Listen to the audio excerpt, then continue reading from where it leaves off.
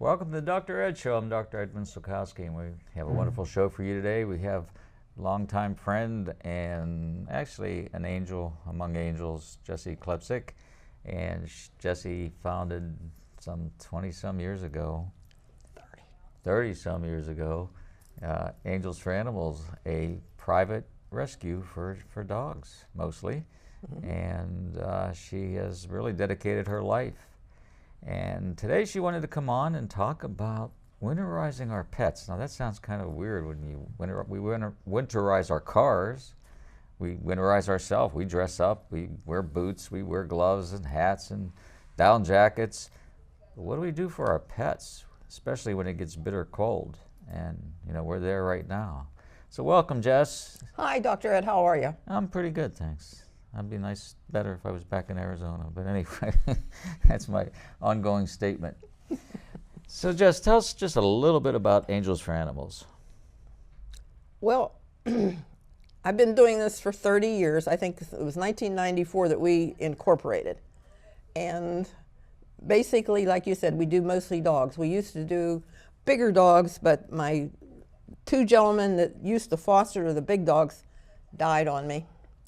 So I couldn't do that any longer, so I went to getting the smaller dogs, and I have all ladies now, and they're very good. It's a small group, but they work very hard, and they do a really good job. So I see a little angel here, and every time I see you, I see that little angel. And how did you come up with the name Angels for Animals? You know what? I don't know. We were just sitting around, Christine and I, and we were tossing names around, and that just came up. Yeah. Well, it applies because animals go through a lot of abuse and a lot of neglect. And even the facilities that breed these animals and the private breeders and the big puppy mills really put these animals through kind of a torture. Yes, they do. You would be surprised of what I see that people send me, the abuse that these, not only dogs and cats, but horses and other rabbits and all the little animals, yeah. And then some people take a dog in and they shouldn't have a dog. Some people shouldn't have dogs, some people shouldn't have kids, and that's just a fact of life. Yes, it is. Yet they have a dog, and then they don't want it anymore, and sometimes they just abandon them at the end of a road, kick them out of their cars. I mean, I've even read and seen stories of people throwing a dog out when they were driving at speed, 60, 70 miles an hour. It's crazy. And you sit there, well, they're crazy people, right? Yes. So Yes. there are people like you that have stepped up and taken charge to help these animals. So I just want to say thank you for that. And Thank there's you. a lot of animals over the years. I mean, I think I've had 6 Jessie dogs. I had 6 Jessie dogs? Something like that, at least yeah. 5, and over the years, and you bring them in, you out of your own pocket pay for them, and you buy their food, take care of their vet bills, get them healthy again, because I don't think it's very common for you to take in a healthy one. That's few and far between. Yeah. Yeah. So you work at it, and you're looking at 6 months to get that dog into shape, because they come, they're skinny, no hair. Some of them don't have malnutritioned, don't have any teeth, crap like that. So, and then you have to go back and do all the shots to get them to the vet, spay or neuter. That's absolutely done before we adopt anything else, spaying and neutering. And obviously, the way Jessie's dressed and myself today, we're kind of celebrating the Christmas. Right. And this is our Christmas show. And this is really a bad time for anybody to adopt a pet or to bring a puppy home and put it in a box and say, Merry Christmas. No, we don't. We take everything down off of the internet about the 1st of December, and we don't put it back up till about the middle of January, because we don't want to talk to those people. They don't understand what is required. And I screen very heavily. I do a lot of work before they even get to see the dog. They'll say, well, can I come see the dog? Nope. Yeah. Got to give me the references. I've got to check everything. That's it, I even knew Jessie when I took her first dog, and she had to come to my house. I figured she just was nosy. No. But she wanted to see if the dog was going to work, because I had a couple other dogs at that time, and That's true. We request a companion dog for our dog. because most of them come from a kennel, breeding kennel. Sometimes the vets will call me and say, this person wanted to turn in the dog, they don't want it any longer. Dogs are found on the road. You know, the animal control people, I've taken dogs from them. Some of them were hurt. And we have just worked from square one up. But it is a process. You just don't bring them in one day and adopt them the next day. You don't. Yeah. So we have all these pet stores out there that'll have dogs, and you know, how much is that doggy in the window? And people buy them, and they think they're doing good, and they do it at the holiday season. That's it. Yeah. Bring them home, and everybody's like kind of extra busy at the holiday season. You know, you're having parties, going to parties, and that equates to a lot of danger for these new puppies, or even an older dog that somebody's rescued, because they come in, the environment's new. Mm-hmm. They're among strangers. Yep. They don't know routines, and dogs are creatures of habit. So are we. Yeah, we are too. Mm-hmm. That's why we always train the owner, not the dog, right? Right. But you bring him in that environment, and it's easy for a dog to slip out and you not realize it. Mm-hmm. You know, dogs develop some bad habits because they're afraid, and it's all new and strange, so they're in fear mode, and their behavior could be not truly what they truly are. You're right. And then people say, I can't have this dog. So it becomes really a hard time. And then you have functions, let's say at your home, or you have to go to functions and you bring in a new dog and the dog's by itself all the time.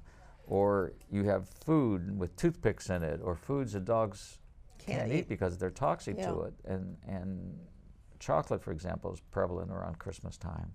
Everybody's bringing a box of chocolate. And everybody is cooking, and you know what they put it in? Onions.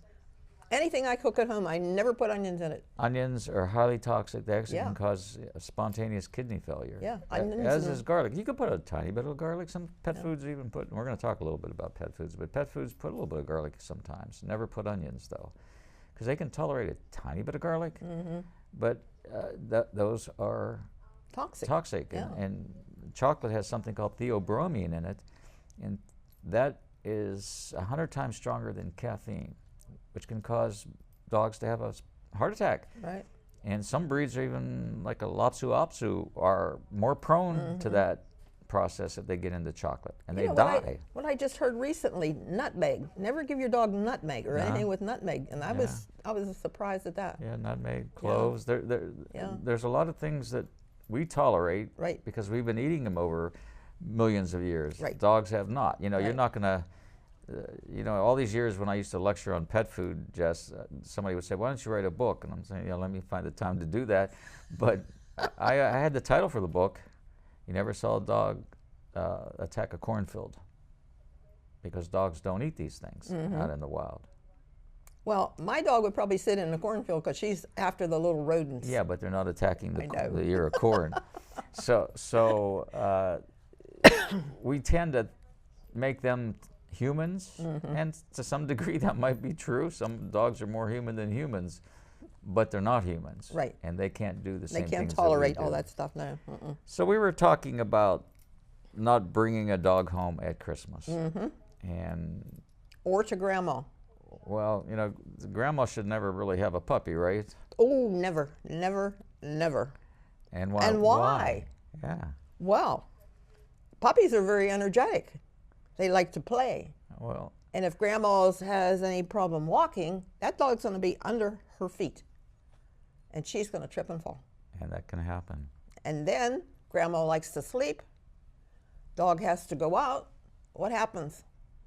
Yeah. And then they get upset that the dog is going to the bathroom in the house. You got it. And then they want to get rid of the dog. And then now you have a dog that's been traumatized originally, thinks it has a home, and now it's back in the same old place again. Right. And then they become a little less trusting in the future. Yeah. So there are a lot of things to consider, and some of these places just want that green dollar. That's all they're looking for. Not only that, but some rescues, I don't agree with this. They'll bring a dog in yesterday. Today they're out on the road trying to adopt this dog out. They don't know the dog. They don't know the personality of the dog. He could be very mean, but that period in there is called the honeymoon period, when the dog will come in and probably will behave for a week or so, and then the true personality of the dog comes out. So you don't know whether the dog is mean, whether he's a good dog, whether they're housebroken. That's why I'm saying to you, most of the dogs we have, we keep them for ballpark 6 months till we get through the shots, the spay or neuter, find out the personality of the dog, how they get along with other dogs, if they get along with cats, things like that, that we have to know in order to talk to you to find out what kind of a situation do you have at home. Is it workable for our dog or not? And a lot of times it isn't, and they don't understand that. Well, I've had dogs for years and years. I know how to train a dog, but if you talk in depth to these people, they don't. I'm sorry, they don't. Yeah, dogs require work. A lot. And they require you to give them your attention. Right. And if you think you're going to bring a dog and throw it in the backyard and say forget about it, it's going to backfire on you and the dog. Mm-hmm. So I know you have a contract that you make your adoptees right. sign that say if you don't want the dog comes back. Absolutely. To you. To me. Not to a humane society or to another Correct. private rescue or whatever. Or a right relative. Back to Angels for Animals. No relative either. Yeah. Mm-mm. And it's a legal binding document. And why do you do that? To guarantee that the dog does come back to me and I can see what's going on and find it maybe the right home, if there's anything, the right home. Because everything is a period of adjustment for you and the dog. And you have to allow that to happen so that you know your dog, what the dog will do, how you can train it, and you do have to put the time in it. There's no getting around that. So like someone who is working all day long might not really qualify to have a dog. Nope. Because they're not around enough. Right. Or someone that has little kids and all their attention is going to little kids. How do you have little kids and take care of a puppy? Mm-hmm. Or if you're older, that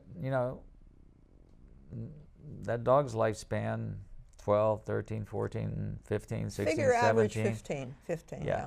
All right. So your lifespan may not be that long. Mm-hmm. Right. And what happens to the dog? So that's always in the thought process. Yep. And we actually, if you call on the phone and I interview you and we say, well, maybe you might be a good candidate, you have to give me references, vet, groomer, and 3 personal friends. I check everybody out. And I actually had a gentleman one time, his sister applied for a dog. And you know the guy, and I'll tell you later. And I called him and I said, your sister applied for a dog. He said, absolutely not. You do not adopt her a dog. That was that. Yeah, and most facilities don't look at it that way, but you do. They're about the numbers. Yeah. They want to move the dogs, Yeah. which I can understand, but I don't approve the way they do it. You know, there's a lot of work in just checking on people. And then I have another girl in my organization. She interviews them the second time. She hears a lot I don't hear. So we kind of bounce off of each other to find out what this person is saying. And you can bet your money on that. They will tell her something they didn't tell me, or they'll reverse it. So then you catch them in a lie. That's it. Yeah. So you live in a small apartment. Should you have a big dog? No. Why? Shouldn't have any dog. Most Well, apartments, people don't live on the first floor. It's normally a high rise. A lot of the older people, mid-age, you know. So I didn't introduce April Rose. April Rose here, and April Rose had a prior home before yours. She was bought from a breeder. My friend bought her, and then she had cancer, and she said, I don't think I'm going to be able to handle that dog because she's going to jump on me. She had cancer of the breast. And I said, what are you going to do with her? Oh, I'll put her on the internet, she'll go. I said, can I buy her off of you?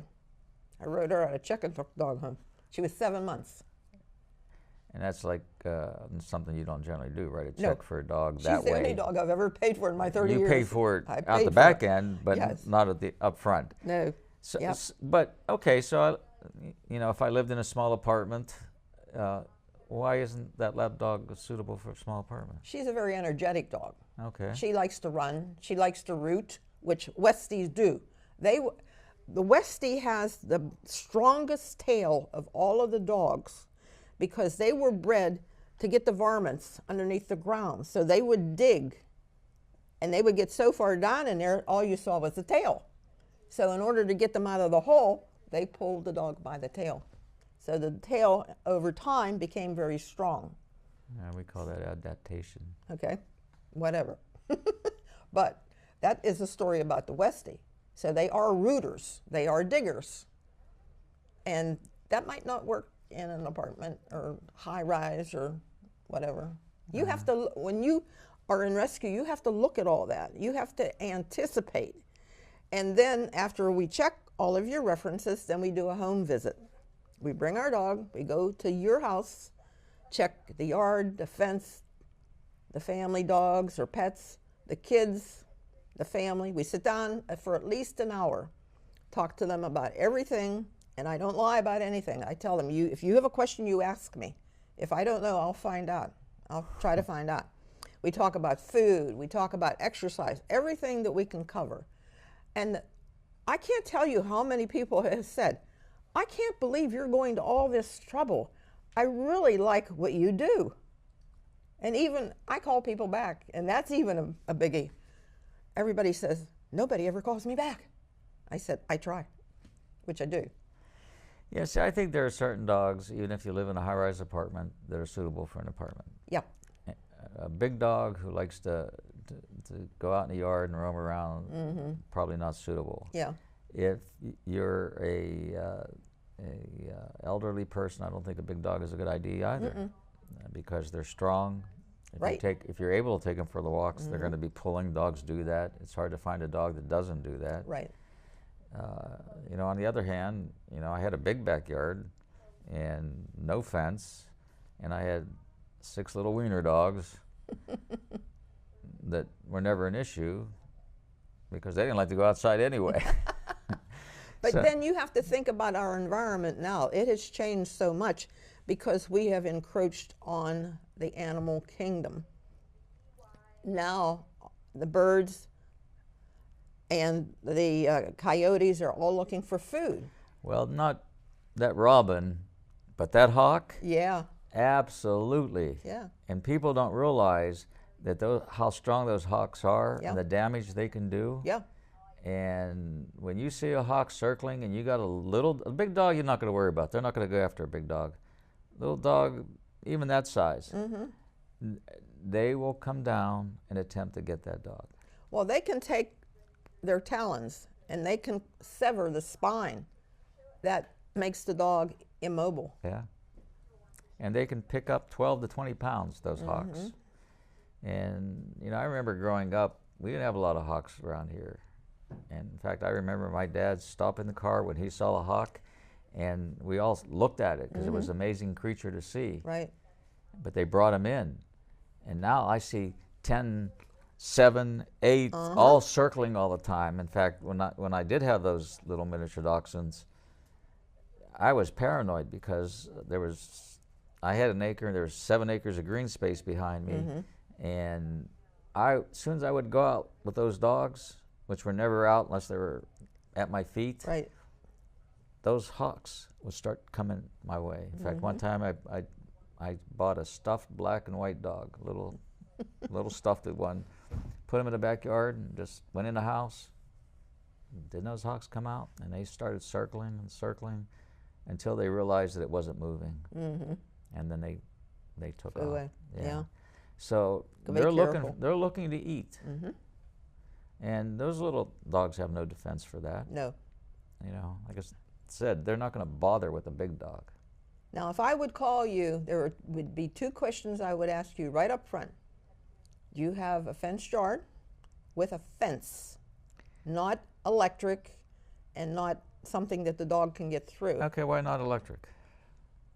Well, it's going to keep your dog in the yard, but it's not going to keep your neighbor's big dog out of your yard. Or any coyote. Yeah, and a doggy door. We will not adopt with a doggy door. So the dog's free to go in and out on its Correct. own. Yeah. So the electric fence thing, that dog will take a shock if it's going to chase something. to get out of the yard. It's not going to come back. Not going to take the shock to get back in.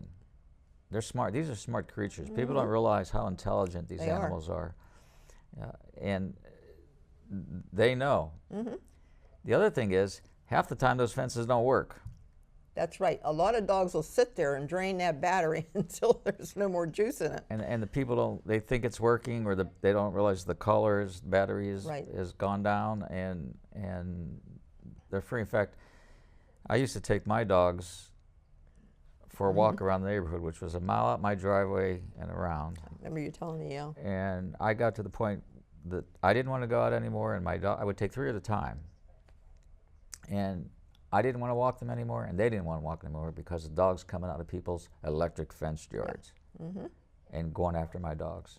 You know, they were only 8 pounds, 7 pounds, small, 10 pounds. Yeah. And you can't be paranoid about, you know, walking your dog. Right. So electric fence, not a good idea. No. And we have a big population of coyotes now. Yes, we do. I hear them every night. That were brought in. I mean, when I lived in Arizona, I saw coyotes every single day. I would be riding my bike, there'd be a coyote 5 feet from me. And it gets bad in Arizona. People think they're pets. They start to feed them, and then they bite them. They bite the people that the hand is feeding them. You know, so there's always this big push: do not feed the wild animals out there. But I don't think there was a day that I never saw a coyote. Yeah. And you know, even though I live back here, I go back and forth to Arizona quite frequently. Yeah, I was there in end of October. Every morning, and toward midnight, I hear them howling. Yeah. Like they might have been 6 feet, 8 feet out my door. And sometimes that means they got a catch. They caught something, and they're howling to let everybody know. Yep, they do. But we're in that situation here now, and I've seen coyotes on the Montour Trail. I've had them on my property. Yeah. Yeah. They look, a lot of them look like a big German Shepherd. They look like a German Shepherd. Yeah. And I mean big. Yeah. These weren't little. Yeah. And they'll go after a little kid and a little dog. There was a thing on TV one night where they showed a coyote tried to get this little kid. Yeah. And that coyote was very brave. I mean, he kept chasing that little kid. And finally, the people realized what was going on. Yeah. You know. Yeah. So, you know, there are a lot of things to take under consideration. Right. When you take on the responsibility of bringing in an animal into your home. But I tell people all the time, this is like having another kid. It's stuck in about 2 or 3 years old. The only nice thing is, you never have to pay for college, and they never ask the keys for your car. That's the only nice thing. That's a bug with me, that car thing. I see people driving their cars, they have the back window down and the dog's head's hanging out. They don't understand. That dog's going to get something in his eyes and it's going to go blind. Well, it's going to hit the eye. Just you know? the wind in the ears causes ear infections. They can even get pneumonia from that too. Yeah. And I would like to stop and tell these people, don't do that. Don't let your dog hang out the window. Well, you see that all the time, and if something coming by, like a mirror from a truck that's hanging out, could whack that dog's head right off. And there again, if you're going too fast around the bend, goodbye dog, it's out the window. Yep. Yeah, that's stupidity. What about car seats for a dog? If you have a dog that'll ride in a car seat, which is good to train them to do that, a lot of the smaller dogs, they do that, because actually the seat belt will go through that and hold it in, you know. So that's a good idea. Actually, I used to do that for my dogs, and one day I had to slam on the brakes because I was probably on my cell phone doing something I shouldn't have been doing.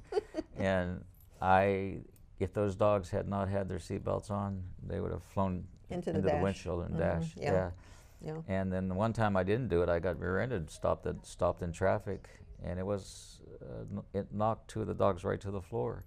So you have to think. Yep. You know, I mean, I probably grew up. I always remember my parents making us wear our seatbelts. Yes. But I rode a bike without a helmet. You know, I did all those kind of things and survived. But the world was different when I was growing up than it is now. There's you know, so many cars on the road, so much distraction, everybody on the cell phone, everybody's head somewhere up in the sky somewhere. You've got to take precautions in order to avoid trauma. Right. You know. So, are there certain dogs that fit certain people and families? Oh yeah. Give us an example. Yeah, like, well, you always liked the Doxies. Well, I was raised with dachshunds. In fact, my whole family had, all my uncles, all my cousins, we all had dachshunds. Yeah, but you like that breed too. Yeah, I mean, well, you like what you know, what you I understand. like her. Yeah. This is my breed, yeah. Yeah. Yeah. Yeah, the Doxies, I totally get. Yeah, but Plus, I every think dog, they're just a beautiful dog. yeah, every dog has its own personality too. They're just like I said, they're like kids. And you have to really know your dog. But there again, you got to put the time in it, So, you're not having this dog here for Adoption? adopting. No, she's my dog. She's your dog. Yeah. You just brought her on to show her off. Yeah, Yeah. to because show I what know a she beautiful. rides well in the car and she'll sit in the chair. And that's a big deal because every time I took a dog from Jessie, I said, if that dog cannot ride in my car, I can't take it because I'm always in my car and my Right. dogs are always with me. Right. And growing up, I had a dog that didn't ride well, and it poses a problem if you have a dog that doesn't do well in a car. But we give you a trial period to find out about the dog, to work it in with the family, and if it doesn't work, it comes back to us, and I give you the adoption fee back within the 2-week period. Yeah. One time I had a gentleman, he came in from Ohio, and this has been years ago. I had a privately owned Schnauzer, beautiful dog. Well, he came to see it, him and his wife, and we're talking, and I said about the 2-week trial period, and he looks at me, I want more than 2 weeks. I said, what do you want? 3 months. You got it. 3 months to the day, that man called me and cried on the phone. He says, we love this dog. I said, I told you it was going to work. Yeah. Well, I had dogs that flew all over the country with me. I know and that, were yeah. wonderful on the plane. Yep. Jess, we're actually at our break time, and we're going to come back. We're going to talk a little more about this adoption stuff, and then I want to talk about these different winterizing things that we need to do. Okay. All right. We'll be back with Jessie Klepsic from Angels for Animals and the Dr. Ed Show.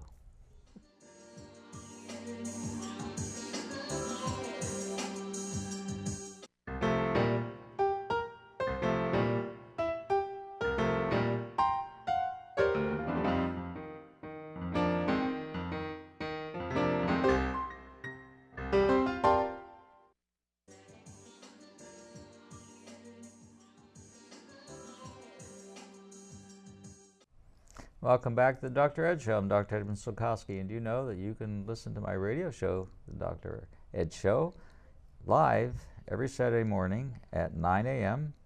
for 1 hour, 9 to 10, on AM 1250 The Answer, and it airs also live on TuneIn, and then it's archived on Rumble, iTunes, Spotify.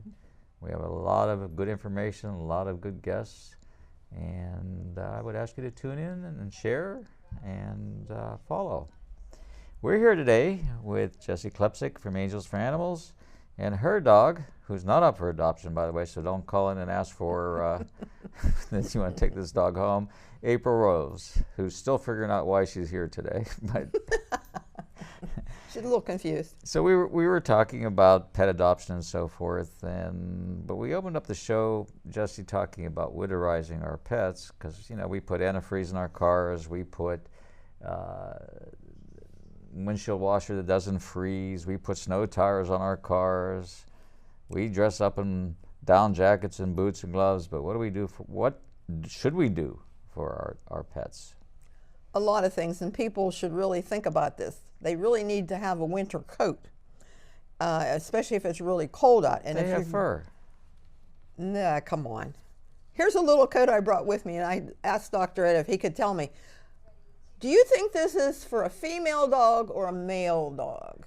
Just hold it right up to the camera with. How do you tell that? Because there is a difference. And if you just walk into the dog store and pick one, might not work. Well, I'll tell you the secret. Because of the waterworks, the females have an underneath part that is much longer to cover them. The male dogs, it has like a curve in it here to allow them, if they have to go to the bathroom, they can without wetting the coat. So that is the difference, is how the coat is cut underneath.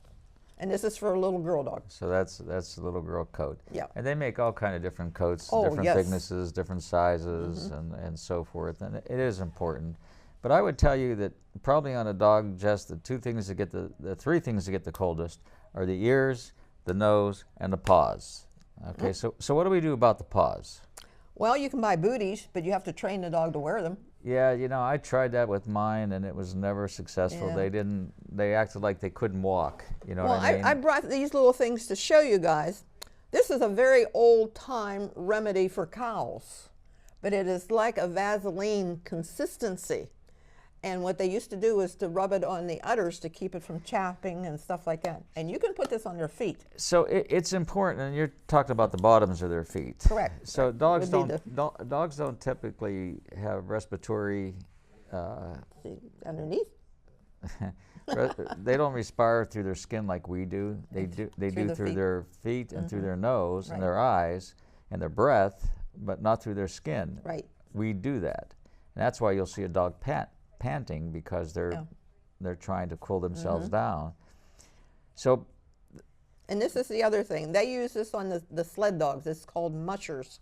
But it's the same consistency. It's like a gel, like a Vaseline type of thing. and you can use Vaseline, Oh, yeah. Aquaphor, you know. Anything that's kind of greasy. But what you want to be cautious about and conscious about is whatever you put on them, especially their paws, they're going to end up licking.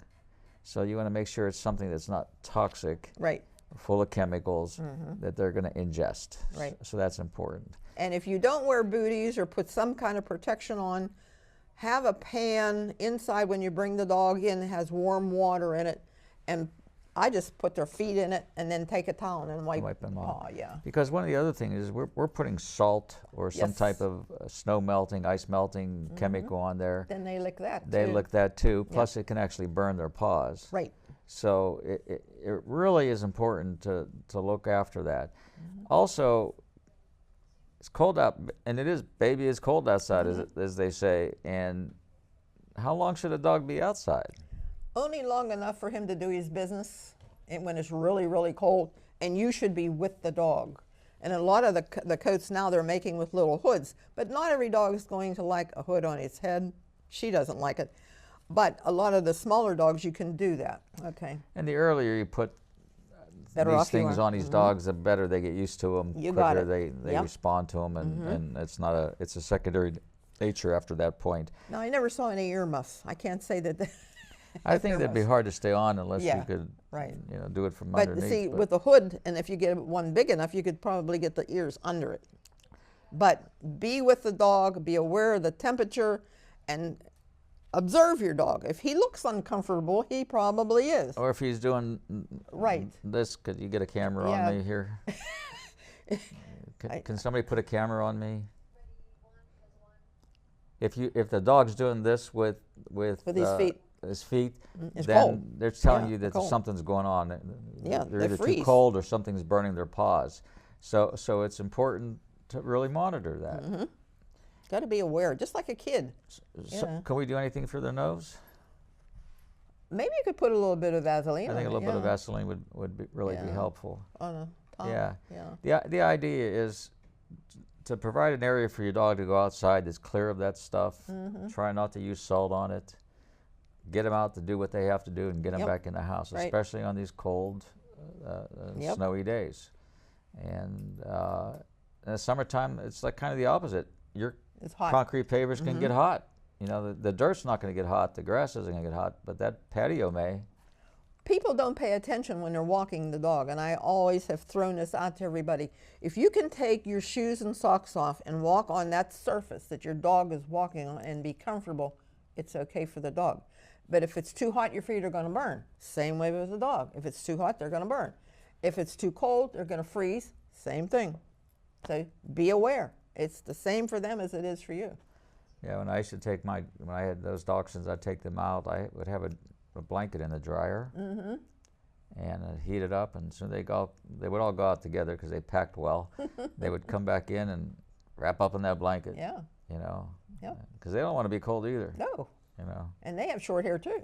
Yeah. And sure. now we groom our dogs very often too. So she was just groomed a couple weeks ago, so you can see she's short. I had another Westie, and he was curly, so you couldn't really tell he was longer, but her hair is kind of straight. So I mean, nature kind of takes care of them. They'll get a thicker coat in the winter, most dogs, and then of course they lose that for the summer. yeah, You but know, it's there's not that balance enough there. to be outside. Not Never. better. Mm-mm. You know, some dogs kind of are bred more for the cold. But they even And- get cold. But eventually they Yeah, do. they you do. know?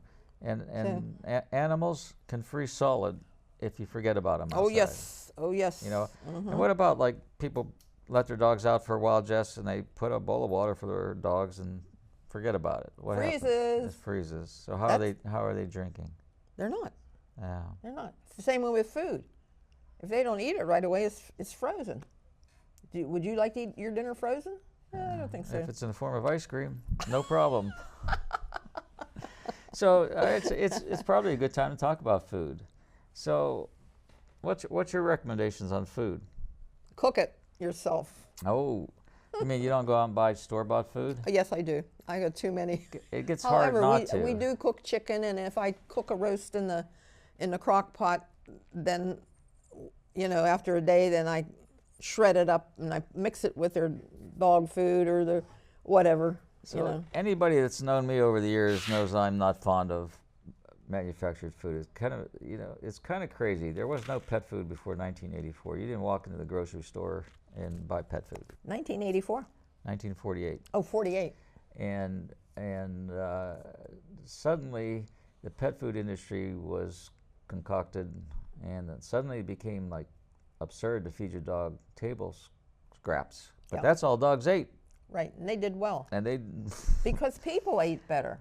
well, there are issues on how you prepare that food. So if you're putting certain spices that, like Yeah. we talked about earlier, the onions, Right. the garlic, there are a number of spices that can be somewhat harmful to Yes. to your pet. So you got to be careful. Oils as well. But What kind of oils are toxic? no, not so much oils are toxic for dogs other than vegetable oils like they are toxic for people. That's one of the biggest causes of medical problems, these vegetable oils, these canola oils, which really isn't an edible oil. It was made for industrial machine lubrication. But all these vegetables, corn oil, sapphire oil, soy oil, all these cause problems within Internally. us. They do the same thing for the dog. Dogs aren't that much different than us. Okay. They're, think about it. What do they have? 2 eyes, a nose, a mouth, teeth, 2 kidneys, 1 liver, it's kind of little, 2 lungs, heart. Pretty similar. They function a little differently, but pretty much the same. So the damage by our poor nutrition affects them the same way if you're giving them poor nutrition. So this pet food stuff was all the waste products that weren't considered edible by humans, Yep. and it got put into manufactured food. And you were like committing a sin if you gave your dog table scraps. Ridiculous. It's all about marketing and and money. and money. And if Yep. you look at pet food, I'm not here to recommend any pet food or to degrade any pet food. I'm just maybe here to give you a little education on it. And I'm just going to tell you, no matter what manufactured food you're getting, it's not the best food for your dog, in my opinion. Right. Now, the last time I said it, I had articles written about me and what do I know about pet food and all that kind of stuff. I'm just a dentist who has no medical training whatsoever, right? Yeah. So I'm just saying that's my opinion. You figure it out on your own. Mine too. And I'm telling you that what I'm talking about is finding the least offensive pet food if you're not going to make your own. That's kind of few and far between, I would think. Well, there's some better ones out there, but there's some really bad ones out there. Oh, yeah. And I would say stay away from the really bad ones and go to the better ones. So let's talk about 2 forms. You have kibble, which is dry, and canned, which is wet, or they put them in bags. It's considered wet food. And you'll hear all this stuff. Kibble cleans your teeth, and wet food makes the teeth bad. That's a lie. Kibble no better than for cleaning teeth than wet food. All right. Okay. Bottom line is clean your dog's food just like you should be cleaning your dog's teeth just like you should be cleaning your own teeth. You hear that? When I brush them, you don't get upset. She doesn't like it. But in general, I'm going to tell you, kibble, just because it is kibble, is the worst type of food you can feed your animal. Mm-hmm. And you look at it's all marketing. So like I pulled up this pet food here. It says clean ingredients, USDA human grade certified and free from fillers, artificial preservatives, and mystery meats. Well, the fact that they're even marketing that. Mystery meats? Yeah. So the fact that they're marketing that, and they're telling you that in some foods they're mystery meats. And it says here, vet founded and formulated. That's a marketing tool. You know, when I was in medical school, I got a week's worth of training by a lady who was at least 250 pounds overweight. And when she walked in the auditorium and we're sitting there and the whole week was dedicated to nutrition, and I probably got more than your average medical student. Mm-hmm. We started laughing at her because how is someone who is obese going to train me on nutrition if she don't get it? And her comment when she opened up, I mean, you couldn't help but laugh. I mean, it was terrible. I mean, it was embarrassing for her, I'm sure. She said, "Don't do what I do, do what I say." Well, I would tell you that doesn't work. So, you know, the vets aren't educated in nutrition any more than any other somebody with DR in front of their name. Right. All right. U.S. human grade ingredients certified, this thing says. Well, USDA is important, certified, important. But how much of that's in there? That's key.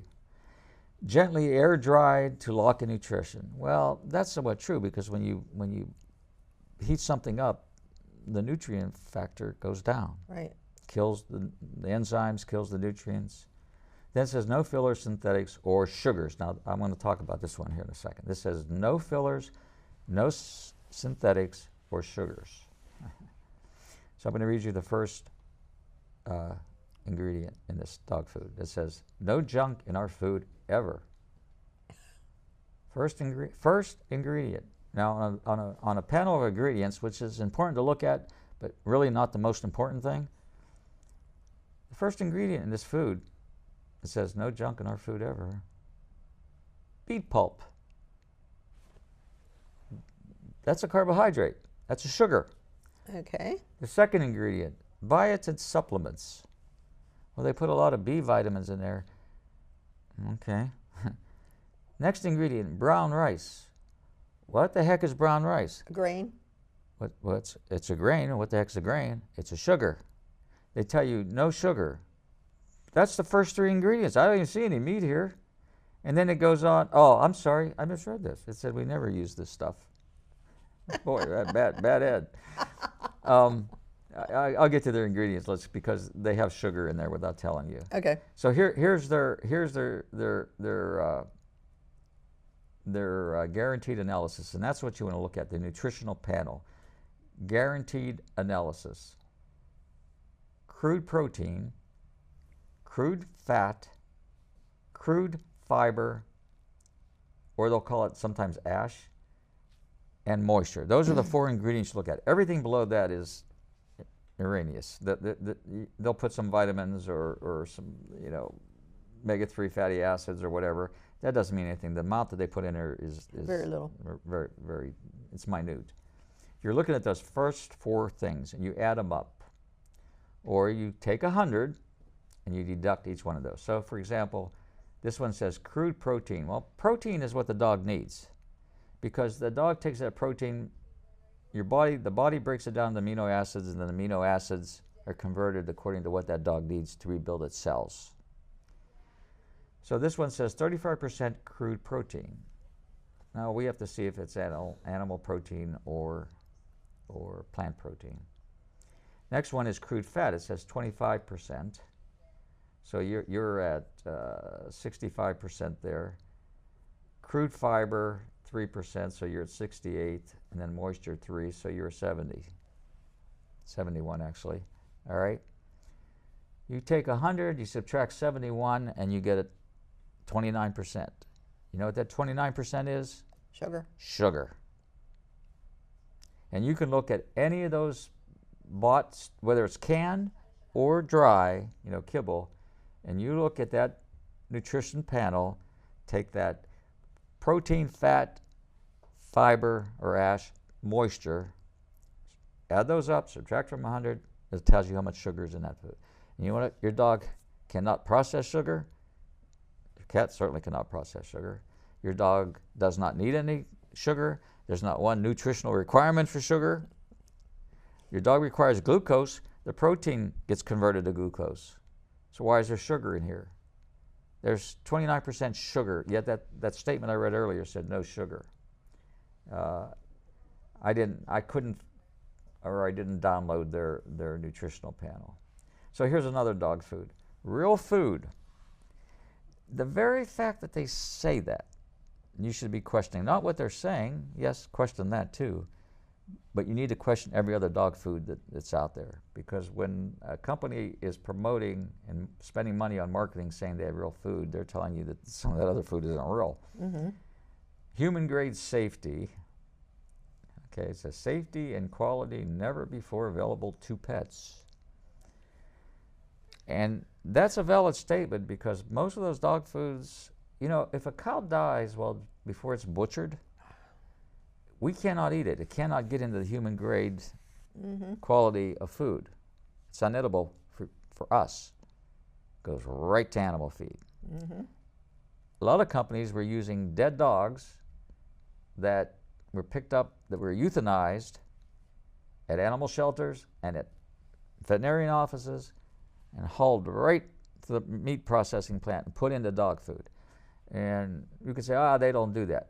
They do that. Yeah, in fact, I had a friend that in college did that to earn money to go to college. He went around and delivered that to the pet food manufacturers. So not only have I read about it, you know, I got it firsthand from somebody who did it for a living. Mm-hmm. Gently cooked. Well, you know, that's always nice. Vet developed. Again, I'm going to tell you, rare is the vet. I'm not saying they don't exist, but rare is the vet that understands nutrition. And why is nutrition important? Every disease in that dog's body or your body starts with the quality and quantity of food. Nutrition, where there's a lack of nutrition, that's where disease happens. So I tell people to say, I can't afford good food, or I can't afford to make my food for my dog. You're going to pay it there or at the vet's. Right. You're going to pay for the food or at the vet's, and then you have heartache and you know, right. possibly loss of an animal because they're starving to death. So I got to see if I downloaded something here. Some of these things I couldn't even find in nutritional panels. They don't want you to tell. Here's ingredients. Okay, beef. This was one of the better ones. It says beef. Well, you know, when I think of beef, I'm thinking prime rib. Mm-hmm. I'm thinking best steaks. Right. Best ground beef. That beef is an encompassing word that could be any part of that animal. Right. The tendons, the ligaments, the ears, the feet, you name it. Mm-hmm. So beef doesn't mean beef. All right? Yep. The second thing is, when they measure or list the ingredients and they put them, it's done by weight. So whatever that animal product is, it's wet. So the next ingredient here, whole grain corn. Well, corn causes one of the biggest allergies. Corn has no nutrition. Corn is sugar. Doesn't everybody want to buy sweet corn? This is the sweetest corn in the world, right? Right. Mm-hmm. That's the second ingredient. Well, what's the difference between this wet beef and this grain corn? That grain corn is dry. Well, we know dry is lighter. So you think there's more beef in here than corn? You're wrong. There's more corn in here than beef. What's the third ingredient here? Barley. What's barley? A grain. What's the grain? Sugar. Next ingredient, rice. What's rice? Rice is a grain. What's the grain? Sugar. Sugar. In fact, rice is one of the highest sugar grains out there. Oh, okay. What's the next one? Whole grain wheat. Whole grain means nothing. That means you got the, you know, the shell that the wheat comes in. Again, sugar. Soybean meal is the next one. Sugar. Corn protein meal. Chicken byproduct meal. Beef fat preserved with mixed vitamin B. Some egg and some chicken flavor. Egg and it didn't say egg and chicken flavor. Junk. And then I could go on, you know, with the rest of the stuff. Here's the nutritional panel. Protein from all that grain, because grain does have protein in it. 23%. Crude fat 12%. Crude fat from rancid fat. Crude fiber 4. Moisture 12. So 23, 45, 23, 35, 45, 46%. So what is this? 54% sugar. Woo. Your dog's starving. Not only starving, getting sick. And I'm going to see which one of these is. This is one that kind of reminds you of, it's made by a major manufacturer. Mm-hmm. It kind of sounds like beautiful. Pretty ingredients on the label that says original beef. The bag it comes in is more nutritious and less harmful than the ingredients inside the bag. I've heard that about cereal too. Yeah. So, you know, you could go on and go on. In fact, on my radio show, this will air after the radio show, but you can tune into my radio show, and I'm actually going to go into detail on that this week. Here's another one. First ingredient, turkey, then turkey broth. Well, what is broth? Liquid. So what's liquid? There's more liquid in there than turkey, and we don't know what parts of turkey. Here's brown rice, some carrots, some green beans, some peas, some potatoes, some wheat flour, some spinach, some berries, some turkey liver, and then a bunch of things like dextrose and so forth. So here's their thing. Protein, 18%. I'm laughing because they don't even mark the fiber. 18%. So here fat is 5%. So we're talking 6%. So that's this is rounded up to 20. This total's 20. Take 100, you deduct 20. It's 80. I'm laughing. But it's sad. It's 80% sugar. Yeah.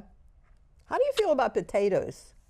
Who? Potatoes. That's the worst. Potatoes and sweet potatoes are the worst sugars, and here's why. If you eat a candy bar that has sucrose in it and dextrose from sugar, from refined white sugar, which is poison. If you eat that, your body's going to burn that pretty quickly because that's what your body's going to see first. Mm-hmm. So you'll get through. We're at the end of our show. Sugar in the form of starch is a sugar, takes a while to break down, and it lingers. And it's actually more harmful than pure cane sugar. Jess, you guys have to tune into the radio show because we're going to go into depth in this. Jess, thank you so much for all that you do for your animals and everybody's animals. You're welcome. You know thank you for coming on this show. We'll get you back next year and give updates and so forth. So if anybody wants to get a hold of Jessie after the new year, 724-941-5737. All right, and don't call after 8 o'clock. Thank you. All right, thanks so much, Jess. Thank you, Ed. Healthy, happy New Year to you. You too. Thanks for coming on there, April Rose. You were a sweetheart. She's a good dog. And thank you, everybody. Appreciate you guys helping out here. Remember, healthy pet is a happy pet. When you're healthy, you're happy as well. And you can listen to my radio show every Saturday morning live on AM 1250, The Answer, FM 92.5. God bless. healthy New Year. Happy, healthy New Year.